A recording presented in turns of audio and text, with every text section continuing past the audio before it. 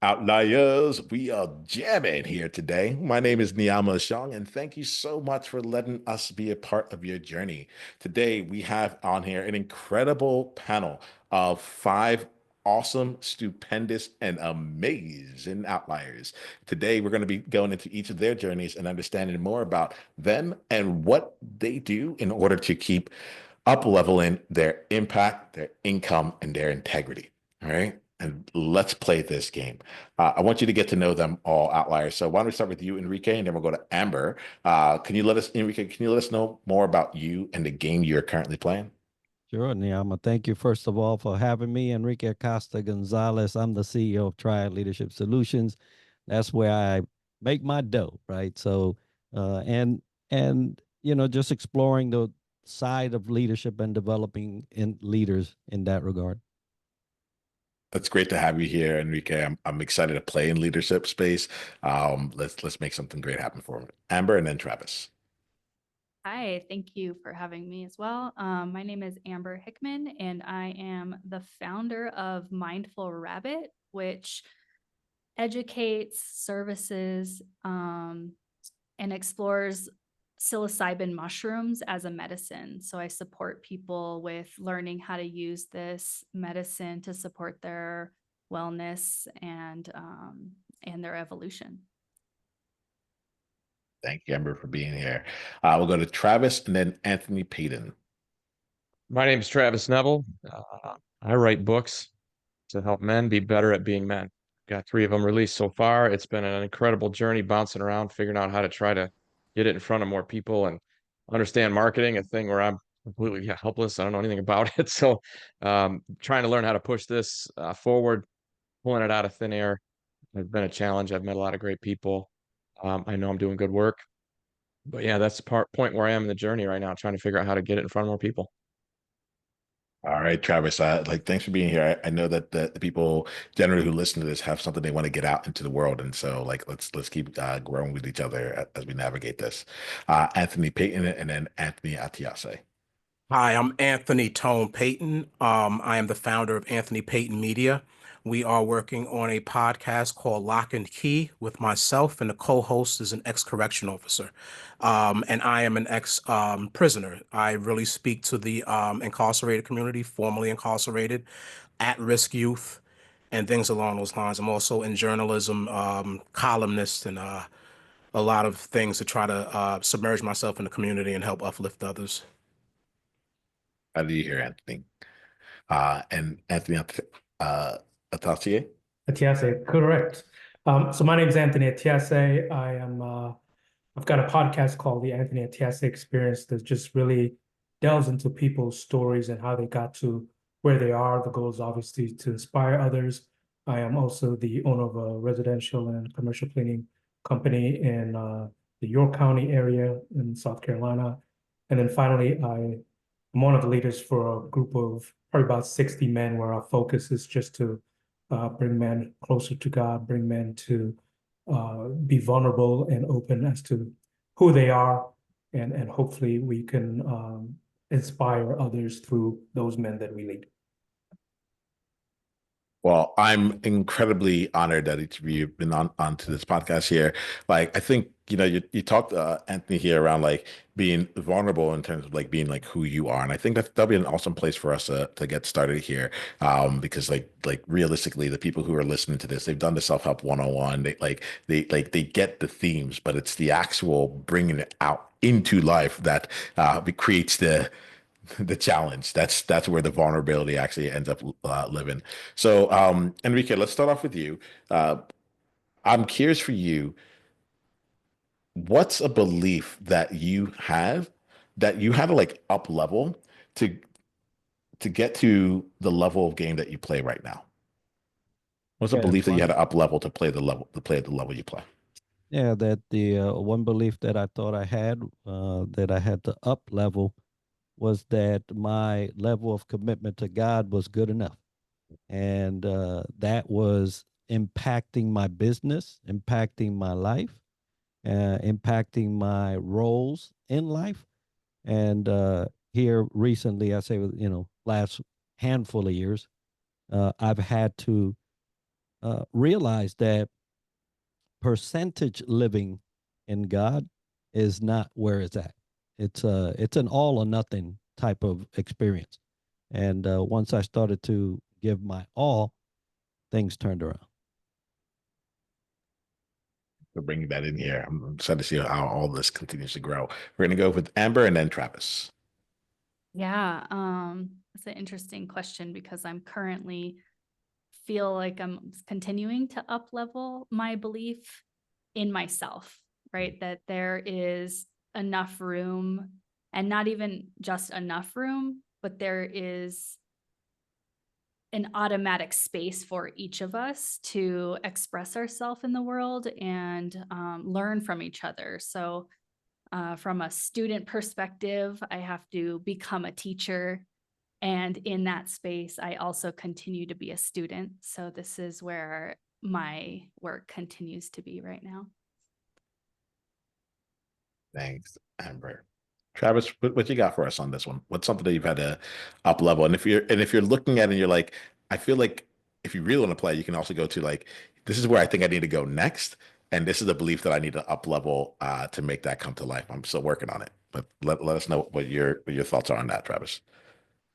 I got to go forward on just committing to what I have. I know that I have a good quality product, and I still find myself putting a lot of my time into my other businesses, which make reliable money. That makes me very comfortable, but I need to just commit. I need to commit to this. I've got to set aside that work that I know I can do and make money and put that time and effort into this pursuit, which I know will be the thing I really want to do. I just have to shift focus. I've got to really commit to myself. I got to commit to products I've already made, and me believing in them is going to help others believe in them as well. The more time I put in, the bigger they'll get, and that's it. I've got to shift my focus.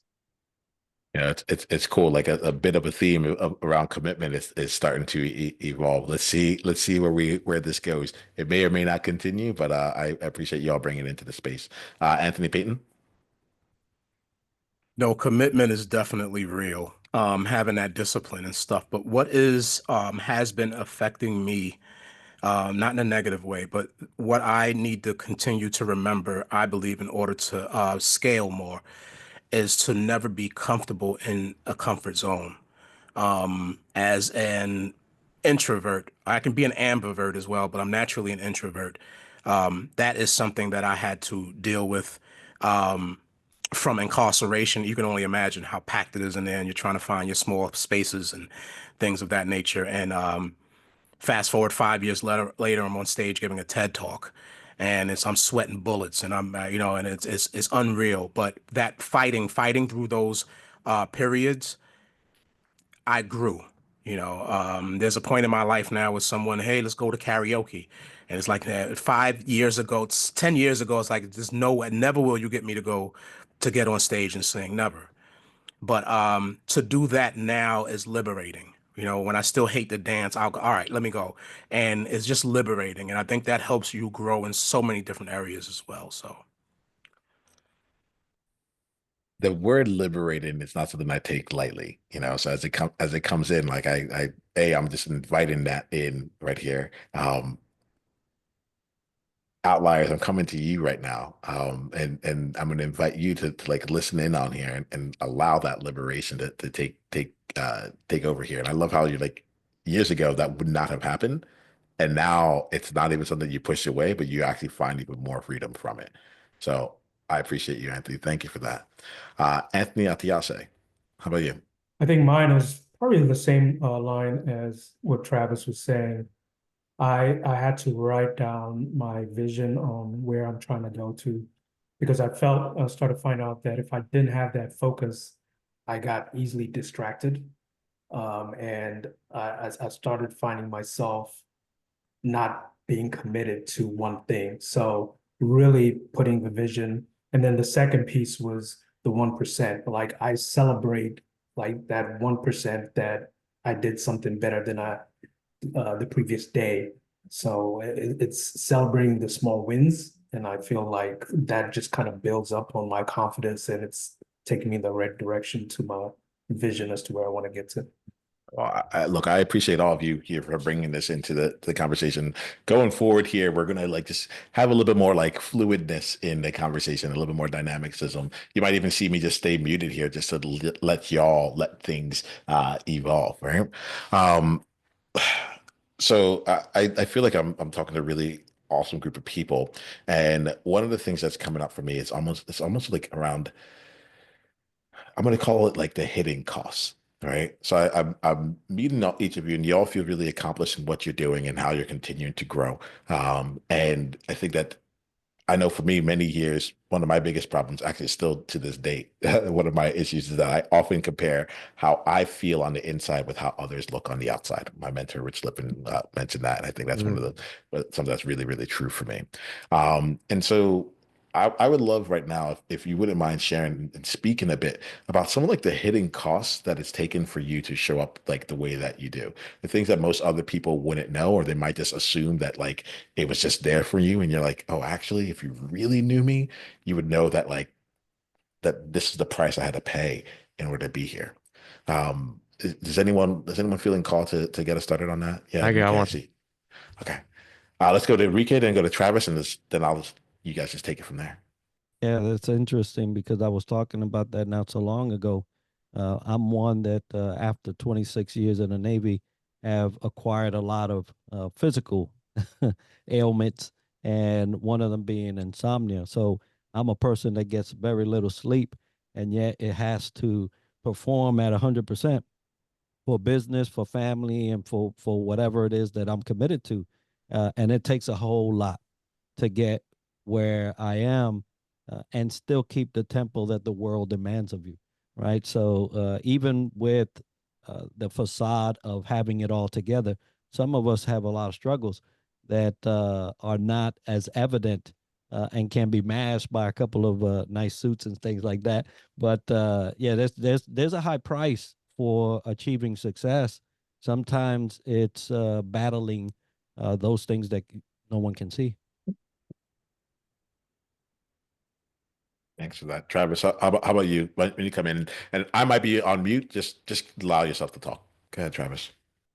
As soon as you write a book about how to be great at being a man, instantly in the current culture that we live in, a ton of people they villainize you. Now you're a misogynist, you're Hitler, you're all these terrible things, and uh, to that extent, I have lost family members, I've lost friends, I've lost.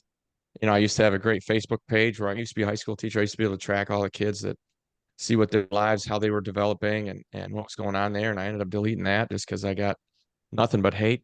I didn't expect that. I didn't think that coming forward. I thought I was doing a good thing, and I do believe that I really am. But I can remember having that moment, after the first book came out, and most of the response I got was really negative. And of course, these are people who didn't read the thing. They just looked at the cover. Oh, it's got the word violent on it. It's going to be terrible. Um, so yeah, I had a lot of that. I still deal with it. I mean, I'm going to go home for Thanksgiving here, and I still have family members of mine that won't look me in the eye over a book they didn't read. They're judging a person by the cover of a book. It's a person they've known their entire lives, and so that's the thing. I don't want to get caught up in complaining about it, but when you decide to put your thoughts and your research and your opinions out into the world, you get a lot of hate. You do. I mean, at least I have. And I think that not looking at it now as a mature guy, that's letting me know I'm doing the right thing. And what I mean by that is, if it didn't have all that resistance, then I'm not flying in the face of status quo, right? Which is what you want to do. If everybody cheered and loved it and thought it was awesome, well, then I'm not doing anything original. I'm not doing anything unique. I'm not going to stand out. I don't have a niche. So that's how I feel about it now. But yeah, I didn't realize at the beginning how that was going to go. And in the end, it's fine. Today it's fine. The people that I sort of lost, they weren't the people I thought I would lose. And the people that supported me weren't the people I thought would support me. But you figure out who your friends are. You figure it out pretty quickly. I can feel that, Travis. Because I work with psychedelic mushrooms, it's I bet. absolutely a conversation that invites a lot of controversy because of the way that it's been framed in our society. And I feel there's a a loss of some community, a loss of some of my reputation, which I didn't really even, it's not really super important, but it's interesting to reflect on. About now I have people even in my own family that will be like, oh, she's just on drugs or something, when in reality the work I'm doing feels extremely powerful, extremely spiritual, and extremely important. And that's my driver of like mental health, bringing people together and understanding more of the indigenous wisdom. But yeah, there is a risk factor and a cost to standing in what you believe in. I can definitely identify with both Travis and Amber, especially being formerly incarcerated. Well, every issue I made my own bed. I'm the first one to say, hey, I made my own bed. But from time to time, I will say the springs make noise. I'll get in the bed that I made, but I will tell you that the springs make noise.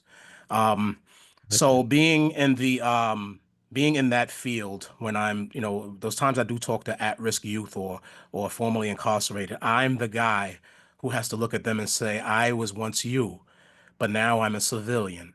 And we have to do civilian things. We have to do, Travis, we have to do man things, that, we have to be men, to not, I don't want to be villainized for saying it, but we have to be men. And that calls for certain things. A really fast story was maybe 3 years ago, I had to call the police for something. And I told some friends back home in Brooklyn, they were like, what? Like, you did what? And I'm like, you do know I'm a civilian now, right? You know I'm not in, my life is not what it once was. Like, my dad was a Vietnam vet, came from a two-parent home. I had everything lined up for me, and decisions still went the way that they went. But there is a right way to do things and there's a wrong way to do things. And even those conversations, there's a cost for that. There's a cost for coming out and talking to young brothers in particular about fatherhood and how important that is to be around and things like that. And it's like, wow. But I feel like all of us are fighting the good fight. So, it's that's what my motor is at the end of the day, is fighting the good fight. And we have children. I have a daughter who's watching me, and my stepsons and things like that. So I'll just keep pushing and keep going. Yeah, that's good, Anthony. I think for me, it was just time spent with family. I just spent so much time with business and podcast and work, and it was so much. And we've had a 12-year-old son, and the time just flew by so quickly. I remember carrying him upstairs, putting him in bed, and now he can probably carry me. But it's just really me having to step back and understand that it's family first, and ensuring that I have time that I spend with him and my wife, obviously on a regular basis, because ultimately, they're going to be there whether the business fails or not, right? They're always going to be there. So I really had to scale back and identify how we could spend more time together as a family. I appreciate, I'm about to go on to another topic, but before I do, let me just check. Is there anything else in here that something someone might have said might have made you think of anything? Does anyone else want to add anything to this part of the conversation? Okay. I appreciate you all bringing in some of the costs that are there, right? I brought it in as what are the hidden elements that most people wouldn't know? And y'all are talking about some of the real costs here. And the reason I appreciate this is because there are outliers out here. Look, I don't even have to bring about general outliers. I know myself. A lot of times on various ways, choosing to play the game that I play. And what I do is I bring together people and I uplift them through conversations and challenging it's not that big of a deal. At the same time, it feels like it's a matter of safety that feels like it's at that place, whether it feels life and death for me. So maybe now it's more about livelihood than it is about life and death itself. But there's some components of it. And I recognize that the outliers listening to this, there's some of them that are in the same boat. And I appreciate you all just speaking to that, navigating it when it's not pretty, navigating it when you have to actually take a stand on something. and then having to be someone that continues to take that stand. And I know each of you have your own positions on various different things here, but what I see is like it's not it's coming from a place of of something that's coming in there with you, right? Is there anything anyone want to say to talk to any outlier who's listening right now who's I mean, these things can go in any different direction, but it has something out there that they're just like, I don't know if I'm going to get the support of my family, or I don't know if I'm going to get the support of the external, like, how can I lead through this when I know that like I'm not necessarily sure if it's going to be widely accepted. Anyone have anything else to say on that? Yeah, I got one. Yeah, Travis. Hate always comes from below.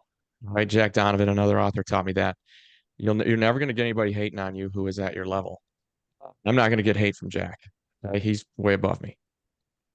And here's the thing, you've got to learn how to accept them for their shortcomings, these people that are going to hate on you, because ultimately it's just a lack of understanding on their part. And when you can see that and understand that they're just humans and they don't have the full picture, and love them anyway, even though they're really hung up on something emotional, it really doesn't have much to do with you. It has to do with them. It's a thing about that person that they just haven't conquered. They've got some sort of a sore spot inside them that whatever you're doing triggers. And I always say this: if you're getting triggered, yeah, that's a wound that you didn't heal. That's the bottom line. So know that when that hate's coming your way, it's them. It's not really you. It's not. The things that you're saying are triggering something inside of them. It's not you. Anyone else have anything on this one? I think Kobe Bryant or someone said that you miss 100% of the shots that you don't take. So shoot, go for it. What do you have to lose? You'll kick yourself 15 years from now when you look back and say, I should have done this, I should have done that. I won't, I refuse to go into older age and look back and say, wow, I should have done X, Y, and Z. We're going to have that anyway, I believe, but certain things, shoot your shot, shoot your jump shot and see what happens. That would be my advice. That's lovely. I've attributed to Wayne Gretzky in the past, so that's who comes to me Right. on that Yeah, one. Yeah. Wayne. That's right. Okay. Right. All right. Cool. Cool. Cool. I can imagine some like outliers listening, like it's Wayne, you know. Right. So listen, look, I like this idea of shooting your shot here right now because there's a component of continuously up leveling, continuously growing, and it's not just for the sake of growing, but like honestly, just like continue to expand beyond what you have right now. And so I'm curious for each of you here. This time I'm going to start with Amber. But I'm curious about you, like, what's the shot you're shooting right now? What's the thing that like feels beyond where you're normally playing, where you're stretching yourself into like your next level here? I'm really curious about it for each of you. Yeah, it's an abstract situation that I'm feeling where I'm shooting multiple shots at once and seeing how the ripple effects get out there. So for example, putting myself out there even more around the subject, doing podcast or speaking on it in YouTube and all of these different things. And then I've also starting group programs here in Mexico City and considering what group programs could look like in the US. So this is an interesting space because I've been doing this for 4 years, but it's always been word of mouth. And I've been very kind of covert about the work that I do because of safety. Safety is big. And because psychedelics at this point are essentially federally illegal in the US, it's difficult to create safety and be seen in this space. So I am definitely shooting shots in all directions. And and that feels like a big shift for me. Anthony Atiase, when I go next on this one. I think for me, it is, so I mentioned this residential and commercial cleaning business. I bought the business from someone a few years ago, and she retired and she had it for almost 15 years. The shooting the shot is just really betting on myself, and I just talked to someone about it a couple of days ago, was asking myself, well, what if I went and did a speaking engagement on how to buy a business and the ups and downs and what I went through, and how many people know you could do that? It's not just at this high level where hedge fund companies are buying these massive businesses, but small businesses can be bought. And it's just something I've been asking myself, and I'm really shooting to go out there and just start speaking on it. I like what you did here, right? With like planting that seed here, and like the way I look at it is how we find our opportunities to just start to expand. You know, it was a thought. You talk to one person, you brought it out to this space. It's going to be out with all the different outliers that are listening to this here. And by the time that they listen to it, you might have already done this, done this keynote or had multiple speaking engagements on this here. I like to call out some of these things here, especially because again, it goes back like we see how others look on the outside, how we're thinking about things on the inside, and it's like you're still going through the process. You're like, I'm going to speak it. I'm going to make it come to life here. Yeah. Yeah, I saw a lot of like head nods when you said betting on self. People were like, "Yes," Mhm. When anyone like either Anthony Payton, Enrique, like anything calling out to y'all on this, I saw a lot of Yeah, alignment. that, yeah, definitely the betting on yourself. I'm a strategist by nature, being that I come from the military sector and tactician and all those other things. But coming out of the military into the civilian world was kind of a whirlwind sometimes. But betting on yourself to take the shot, right, and go ahead and do it. I was fortunate to kind of see windows before they open, and then be there ready to go ahead and go in. So obviously a early adopter by nature as well. And so I started on podcasting as well. Did been doing that for 6 years, and all with the strategy around how do I get it positioned to do this, full time, in terms of not just doing podcasting, but working with major companies. And I was able to strategize everything to the point where now just did a segment and looking to do several more with Fox Nation. So, these are things that when you talk about taking the shot and positioning yourself and, putting the chips on you are all likely, but you have to do it. You have to put the chips on you and you have to take the shot. This is yeah. Go ahead, Anthony. Go ahead. Oh no, I agree with Enrique and Anthony and everyone. Like it's the same thing. Natural tactician myself, strategist. I guess incarceration does have I will there's no good parts about it, but you have to make it. And I had a lot of time to plan and put things together and get out and actually bet on myself. And I started a media company with my own name, and any product I put out, I want to have my daughter down as an executive a producer or something so she can get lined up and her brothers can get lined up. And so that betting on yourself and I think when you do that, you have this great energy. You have this glow on you. You have this glow and this energy, and you're walking around with it. It's like, hey, why is Anthony Atiase and Enrique? Why do they walk around like that? It's like, oh, you know what? They're betting on themselves. And I hear Travis and Amber speak, and they seem so such a.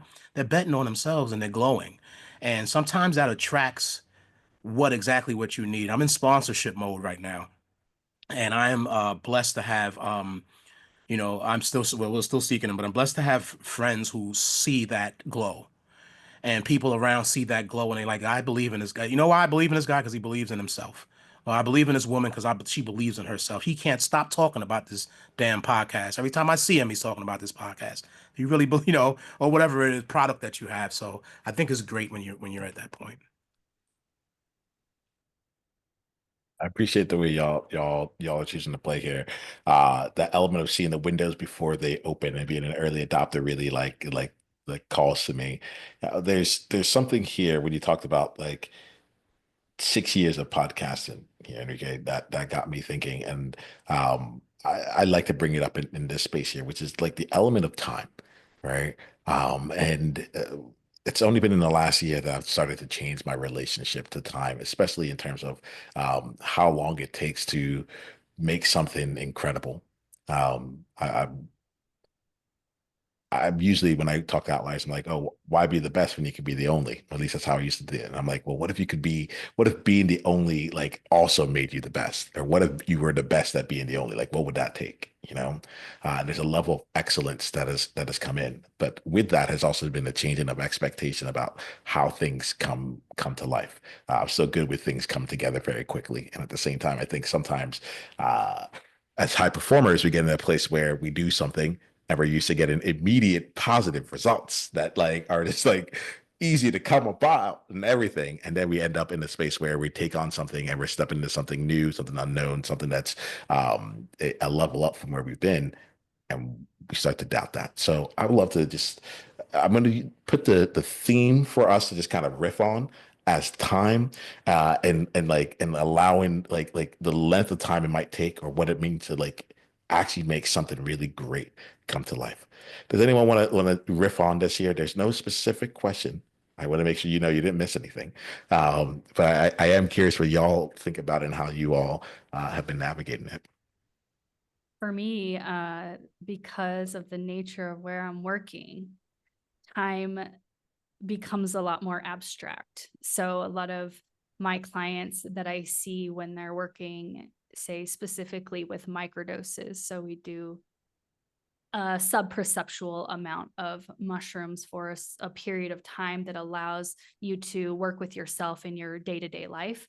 And I find that when the nervous system is relaxed and releases, people take quantum leaps forward. So the time starts to seem like it crunches, where there might be a belief or a timeline installed in whatever business or work that they're doing. And then as their nervous system heals or has an experience of healing, that time starts to compress and happen so much faster. And I continuously witness this in people. So sometimes when somebody says the time it takes to do this is this, and then you see that transform into a completely different timeline, I might say, it's quite fascinating.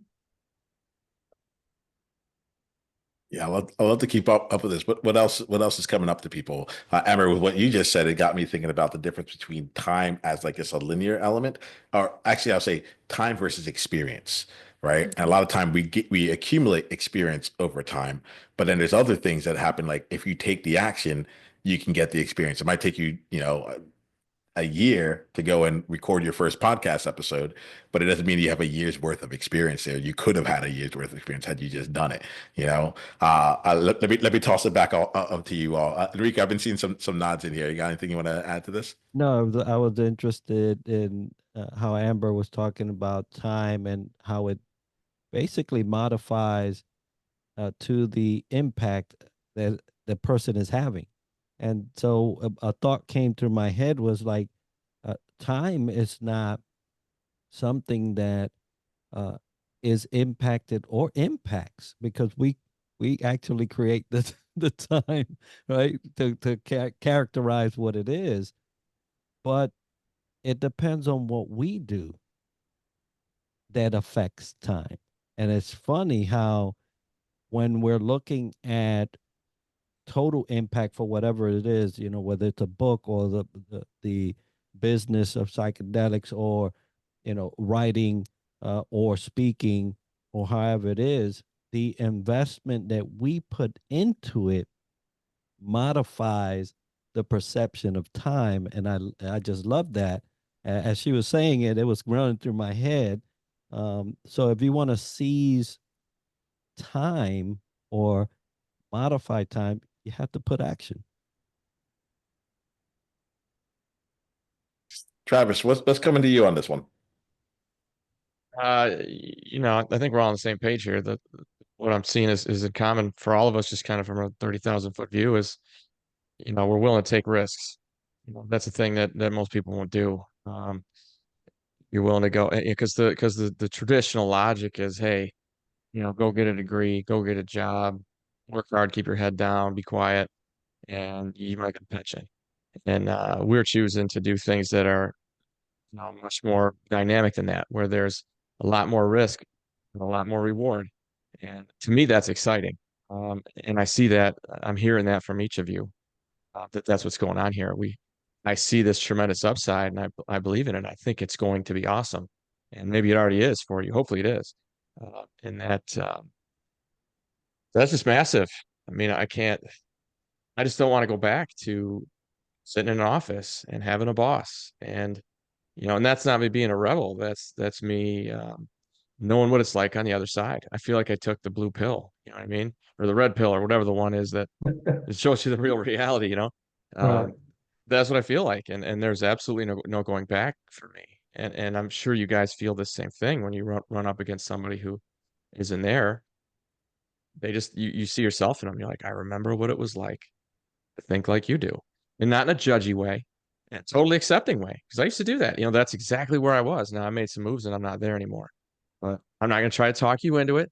I'm not going to try to tell you how great it'll be if either you're going to do that or you're not. And most people won't.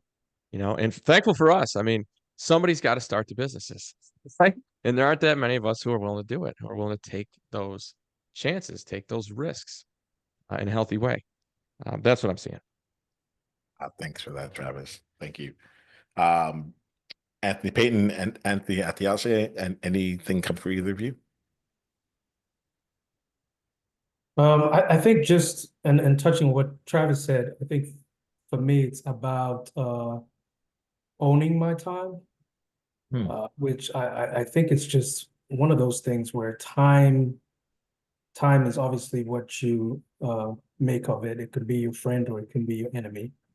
And as I kind of move forward, I ask myself always, me and my wife, my son, of course, we have a family kind of like mission statement. And does everything I do tie back to that?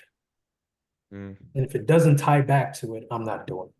That's just kind of where I'm at because of time and where I'm trying to get to.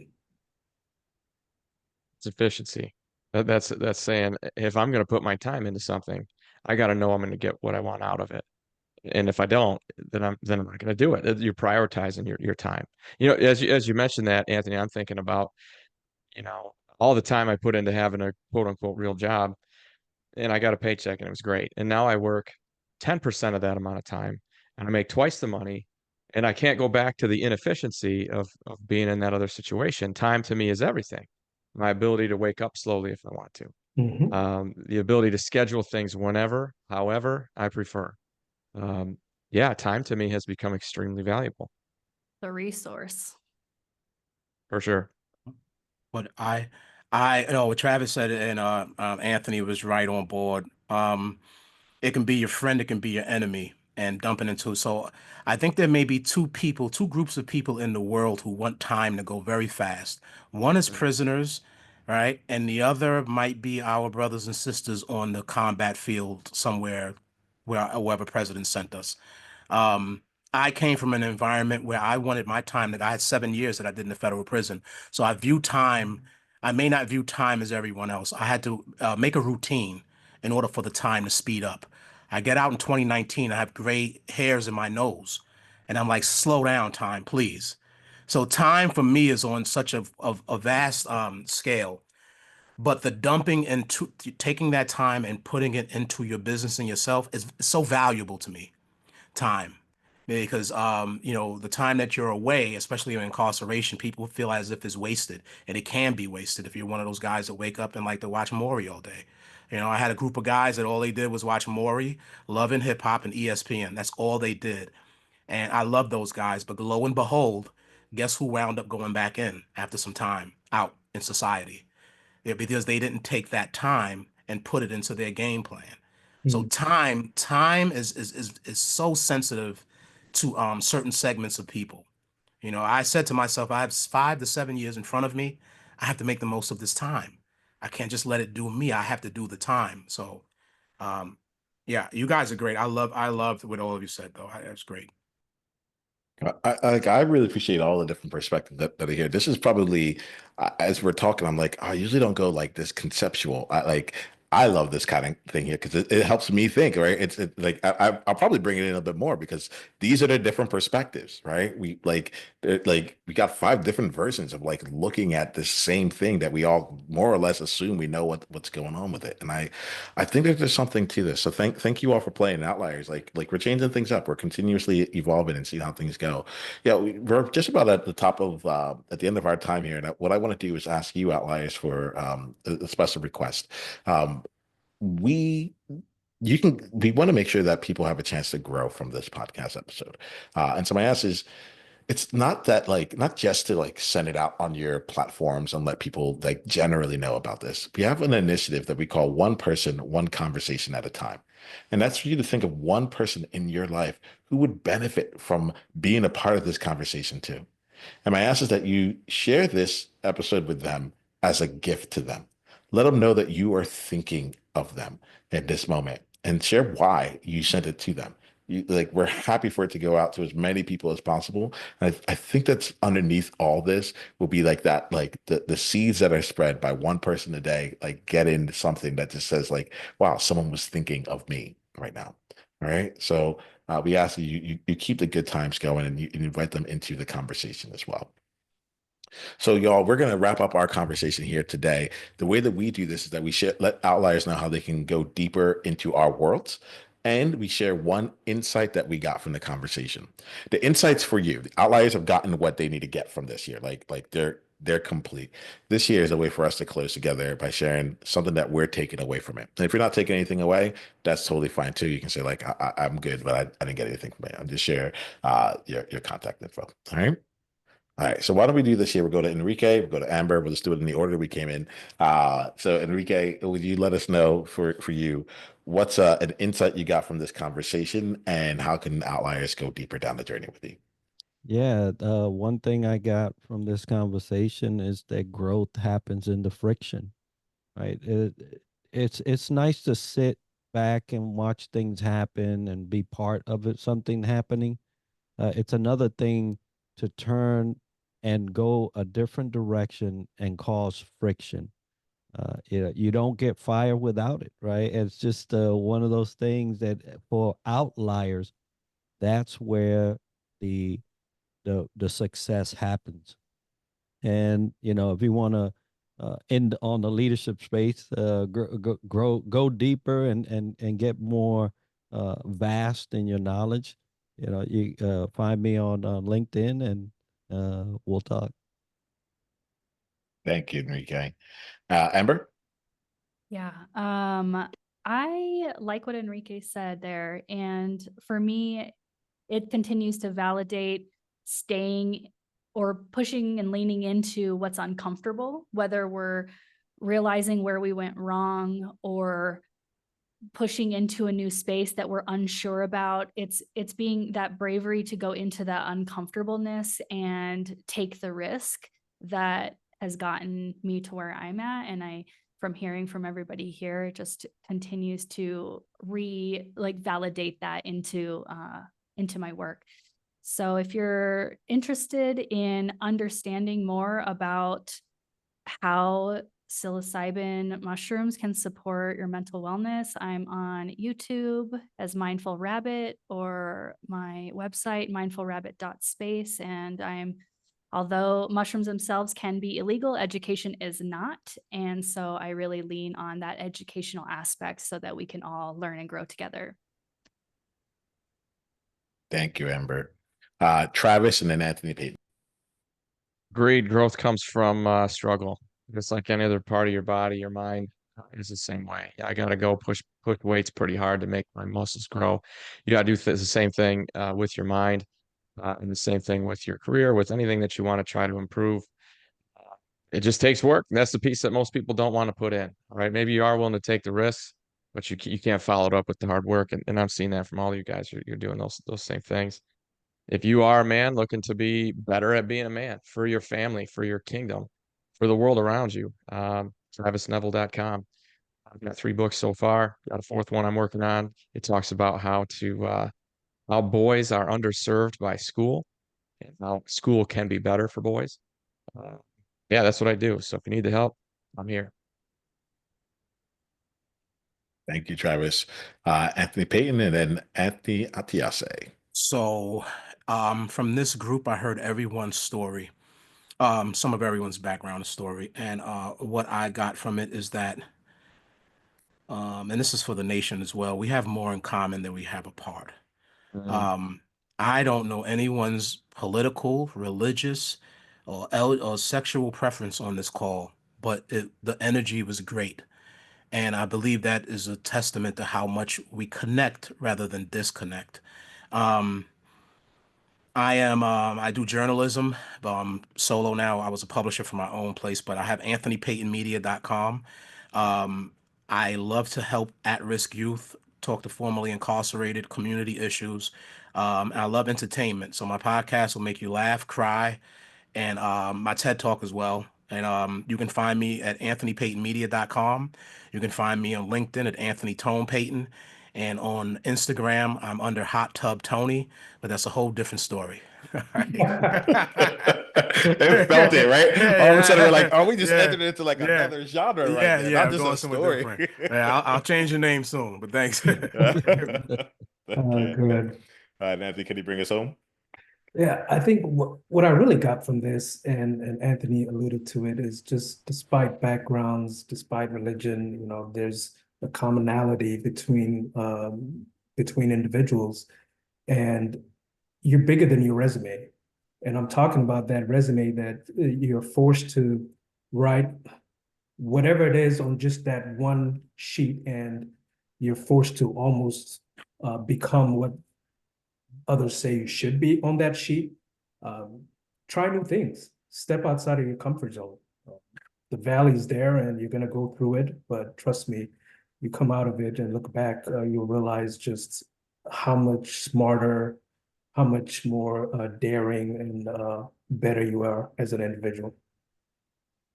Well, thank you all for being as daring as you are to come and share your stories, to come be out in the world and creating as you create. Outliers, like I want to speak on your behalf by just like this saying we are appreciative. Here's the thing for you, Outliers. Until the next time we talk, remember this: be you on purpose. Journey on.